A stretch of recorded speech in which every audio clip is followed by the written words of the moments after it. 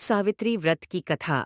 विवाहित महिलाओं के बीच अत्यधिक प्रचलित ज्येष्ठ कृष्ण अमावस्या के दिन आने वाले सावित्री व्रत की कथा निम्न प्रकार से है।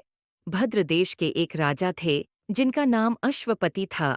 भद्र देश के राजा अश्वपति के कोई संतान न थी। उन्होंने संतान की प्राप्ति के लिए मंत्रोच्चारण के साथ प्रतिदिन 1,00,000 आहुतियां दीं। 18 वर्षों तक यह क्रम जारी रहा। इसके बाद सावित्री देवी ने प्रकट होकर वर दिया कि राजन, तुझे एक तेजस्वी कन्या पैदा होगी।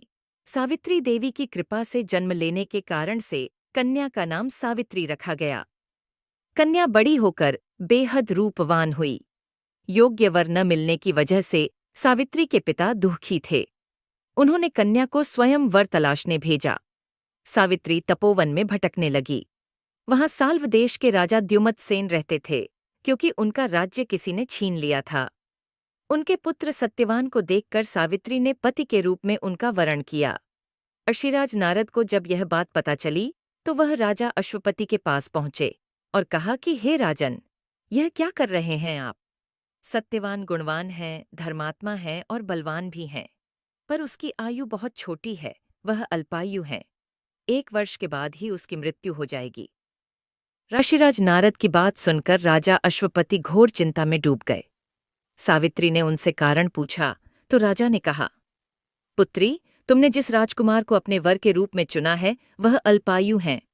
तुम्हें किसी और को अपना जीवन साथी बनाना चाहिए। इस पर सावित्री ने कहा कि पिताजी, आर्य कन्याएं अपने पति का एक बार ही वरण करती हैं।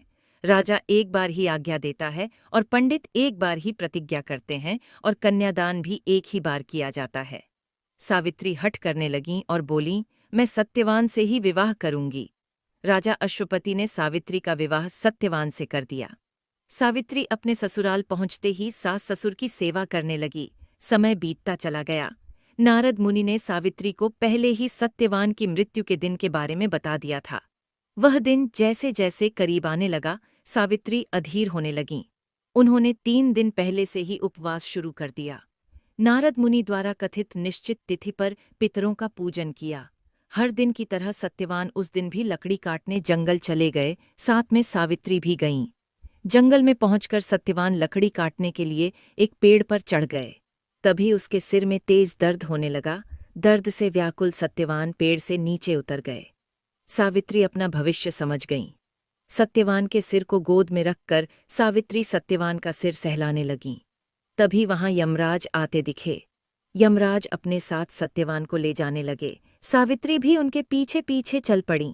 यमराज ने सावित्री को समझाने की कोशिश की कि यही विधि का विधान है, लेकिन सावित्री नहीं मानी। सावित्री की निष्ठा और पतिप्रायणता को देखकर यमराज ने सावित्री से कहा कि हे देवी, तुम धन्य हो, तुम मुझसे कोई भी वरदान मांगो। 1. सावित्री ने कहा कि मेरे सास ससुर वनवासी और अंधे हैं, उन्हें आप दिव्य ज्योति प्रदान करें। यमराज ने कहा, ऐसा ही होगा, जाओ अब लौट जाओ।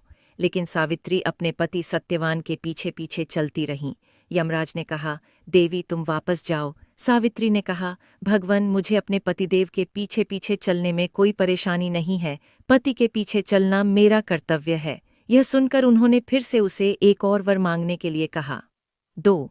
सावित्री बोली, हमारे ससुर का राज्य छिन गया है, उसे पुण्य वापस दिला दें। यमराज ने सावित्री को यह वरदान भी दे दिया और कहा, अब तुम लौट जाओ। लेकिन सावित्री पीछे पीछे चलती रहीं। यमराज ने सावित्री को तीसरा वरदान मांगने को कहा। 3. इस पर सावित्री ने 100 संतानों और सौभाग्य का वरदान मांगा। यमराज ने इसका वरदान भी सावित्री को दे दिया। सावित्री ने यमराज से कहा कि प्रभु, मैं एक पतिव्रता पत्नी हूँ और आपने मुझे पुत्रवती होने का आशीर्वाद दिया है। यह सुनकर यमराज को सत्यवान के प्राण छोड़ने पड़े। यमराज अंतर्ध्यान हो गए और सावित्री उसी वट वृक्ष के पास आ गई जहां उसके पति का मृत शरीर पड़ा था। सत्यवान जीवंत हो गया और दोनों खुशी खुशी अपने राज्य की ओर चल पड़े। दोनों जब घर पहुंचे तो देखा कि माता पिता को दिव्य ज्योति प्राप्त हो गई है। इस प्रकार सावित्री सत्यवान चिरकाल तक राज्य सुख भोगते रहे। अतः पतिव्रता सावित्री के अनुरूप ही प्रथम अपने सास ससुर का उचित पूजन करने के साथ ही अन्य विधियों को प्रारंभ करें। वट सावित्री व्रत करने और इस कथा को सुनने से उपवासक के वैवाहिक जीवन या जीवनसाथी की आयु पर किसी प्रकार का कोई संकट आया भी हो तो वो टल जाता है।